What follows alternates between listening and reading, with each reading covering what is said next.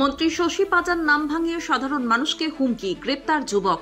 মন্ত্রী Shashi পাজার personal assistant পরিচয় দিয়ে সাধারণ মানুষকে হুমকি দেওয়ার অভিযোগে কলকাতার রাজশঙ্কর নামে 33 বছর বয়সী এক যুবককে গ্রেপ্তার করেছে পুলিশ। আটক করা হয়েছে নীলবাতি লাগানো একটি 4 চাকা গাড়ি।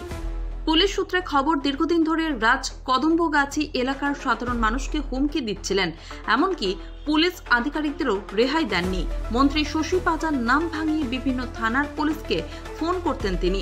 বুধবার রাতে দত্তপুকুর থানার কদম্বগাছি ফাঁড়ি এলাকায় নীল রঙের একটি 4 চাকা গাড়ি নিয়ে এসে সাধারণ মানুষকে হুমকি দিলে স্থানীয় বাসিন্দাদের সন্দেহ হয়। তারা রাজকে ধরে পুলিশে খবর দেন। ঘটনাস্থলে পৌঁছে পুলিশ রাজকে আটক করে জিজ্ঞাসাবাদ করলে মন্ত্রীর সঙ্গে তার কোনো সম্পর্ক নেই বলে জানা যায়। পুলিশ জানিয়েছে, রাজ বিভিন্ন ধরনের অসামাজিক কাজের সঙ্গে যুক্ত।